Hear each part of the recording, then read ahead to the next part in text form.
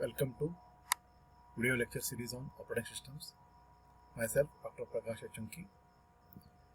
In this class, I will focus on CPU scheduling algorithms. More specifically, I will cover SJF algorithm.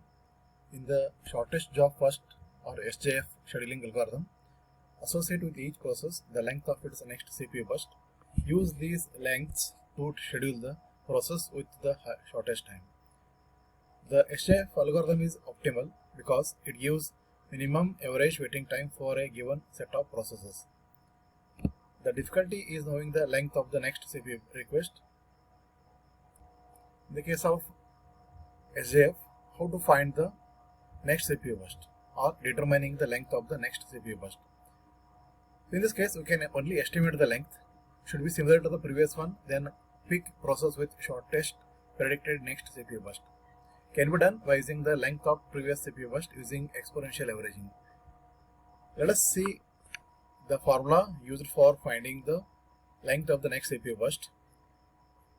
Here Tn equal to actual length of the nth CPU burst and tau n plus 1 equal to predicted value for the next CPU burst, and alpha varies between 0 and 1, and we define tau n plus 1, which is equal to alpha Tn plus 1 minus alpha tau n, where in this case the term alpha Tn will represent the present value and this 1 minus alpha into tau n represents the past history.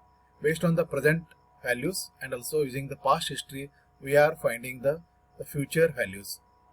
Normally alpha is set to 1 by 2 to give equal importance for the present values and also the future, the past history, to get the future request.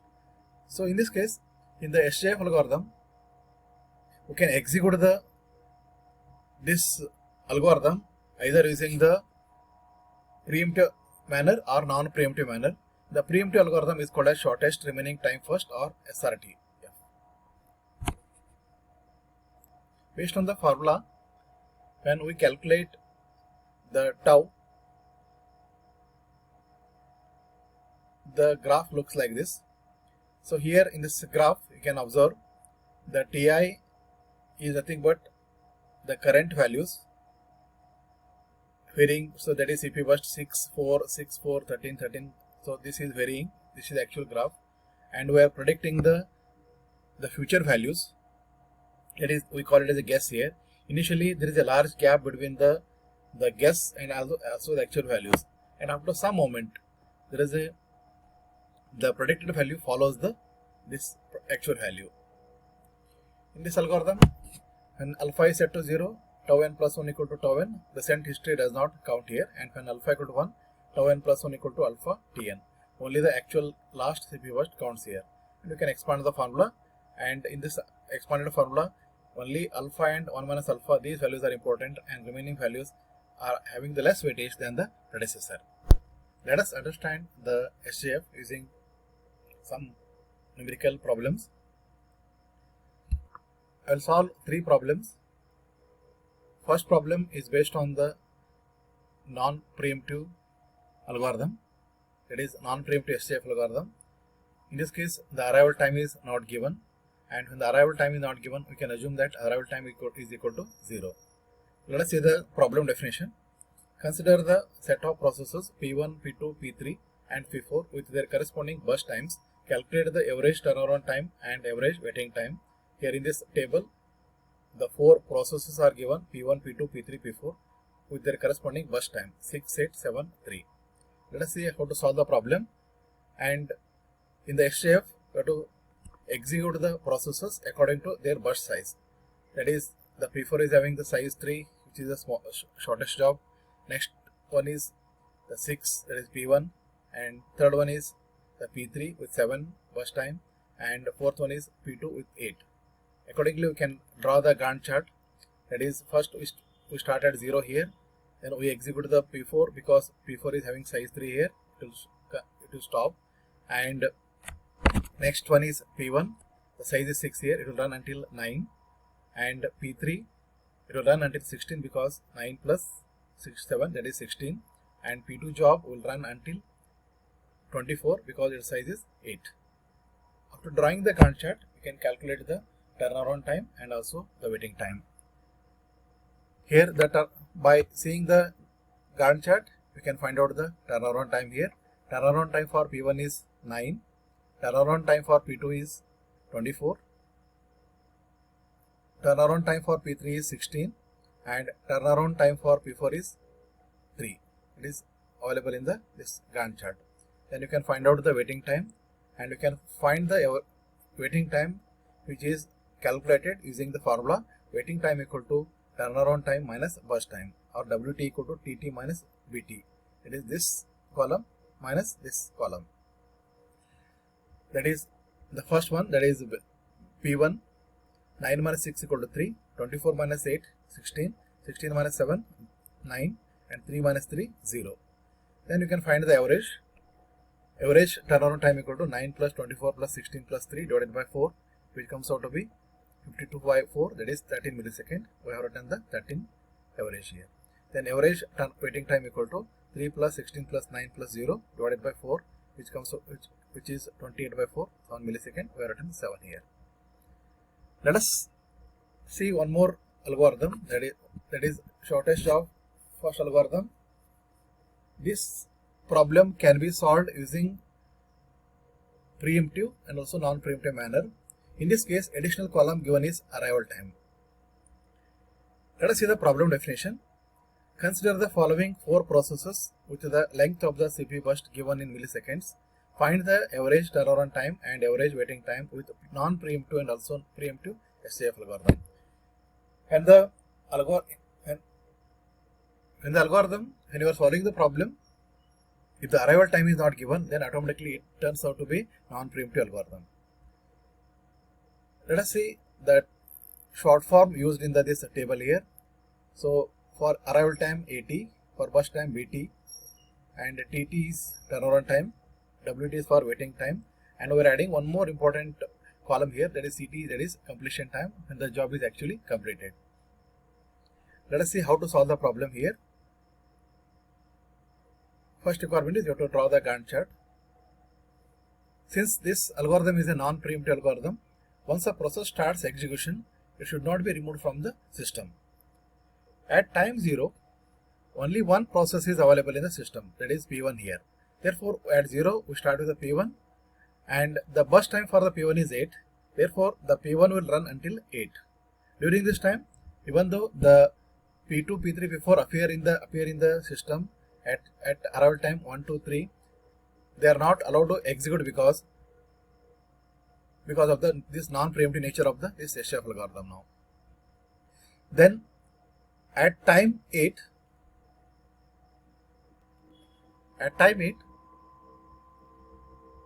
all the processes, that is P2, P3, P4 have been arrived into the system.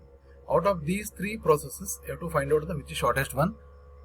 P2 is having 4 here, therefore it is the shortest job among this P2, P3, P4. Therefore we run the P2 until 12, that is 8 plus 4, that is 12 here. Then among the P3 and P4, P4 is shortest, we execute the P4, that is 12 plus 5, that is 17. Then we execute the P3, whose size is 9, therefore it will run until 26. Then you can find out the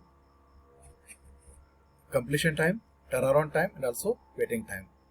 So completion time from this Gantt chart, P1 8, P2 12, and P3 26, P4 is 17. Then turnaround time can be calculated using the formula CT minus AT, that is completion time minus arrival time. Therefore completion time is 8 minus 0, it is 8 here, 12 minus 1, 11, 26 minus 2, 24, 17 minus 3, 14. Then you can find out the waiting time. Waiting time equal to turnaround time minus burst time. It is 8 minus 8, 0, 11 minus 4, 7, 24 minus 9, 15, then 14 minus 5, 9. Then you can find the average turnaround time here. It is 8 plus 11 plus 24 plus 14 divided by 4, 57 by 4, that is 14.25 millisecond.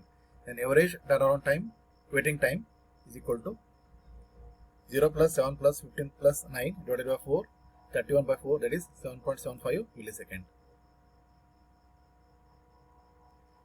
Then the same problem can be solved using the preemptive nature, preemptive SJF algorithm, and this algorithm is also called as shortest remaining time first. Let us see the solution. At time 0, the only process available in system is 0, P1. Therefore, we start with the P1 here. It will run until 1 because the arrival time of the next process is 1. At time 1, we are having two processes and we have to find out which job is smallest or shortest. And since the P1 runs from 0 to 1 here, initial size of this P1 is 8 and its size has been reduced to 7. Therefore, I have written here 7. Then the size of the P2 is 4. We have to compare the size of the P1 and P2 here. Since P1 is larger than the P2, that is P2 is smaller here, the P2 is having the higher priority. Therefore, P2 starts execution until next arrival time, that is 2 here. Then at time 2, the process size has been decreased here, that is we are having the remaining burst time is 3 here, remaining time is 3. Then again you have to compare the new process arrived the time along with the existing processes here. Here we are having 7, 3 and the new process is 9. Again the P2 is having the P2 is shortest job, it will run until 3 here. At time 3, a new process arrives with size 5 at time 3, at arrival time 3. And since the P2 has executed for 1 more second, its size has been reduced to 2. And again you have to compare the new sizes 7, 2, 9, 5. Again the P2 is the shortest job here. Therefore that P2 will run for another 2 seconds, that is 3 to 5, since there are no other processes which enters into system. And therefore the size of the P2 has been reduced to 0, or the remaining time of the P2 has been reduced to 0. Then at time 5, all the processes have entered into system. Then you have to see which job is smallest among the P1, P3, P4. So P4 is smallest. Therefore, you have to execute the P4 here. P4 will run from 5 to 10. That is size is 5 here. Then among the P1 and the P3, P1 is smaller. Therefore, the P1 will run from 10 to 17. And once it runs, so you have to make the remaining time as 0. Similarly for P4 also, we have made it 0. And the last process which is remaining is the P3, and it will run from 17 to 26, that is size is 9, and therefore the remaining time has been made to 0. Then once you draw the Gantt chart, then you can find out the completion time. To find the completion time, you can start from right side here, then you note down the completion time of each process. P3, for P3 it is 26, for P1 it is 17, for P4 it is 10, and for P2 it is 5. Then once you find the completion time, then you can find out the turnaround time, which can be calculated using the formula CT equal to TT equal to CT minus AT. That is 17 minus 0, 17, 5 minus 1, 4, 26 minus 2, 24, 10 minus 3, that is 7 here. Then you can find out the waiting time, which is equal to turnaround time minus BT or burst time. 17 minus 8, we have to consider the original burst time. 17 minus 8, that is 9. 4 minus 4, that is 0. 24 minus 9, 15. 7 minus 5, that is 2 here. Then you can find the average. So average turnaround time, that is 17 plus 4 plus 24 plus 7 divided by 4, that is 52 by 4, that is 13 millisecond. And average waiting time is 9 plus 0 plus 15 plus 2 divided by 4, 26 by 4, that is 6.5 millisecond. This is about the shortest job first algorithm. In the further classes, I will be discussing about the priority algorithm, which can be executed using preemptive nature and also non-preemptive nature. And one more algorithm is round robin algorithm. It is by default preemptive algorithm. Thank you.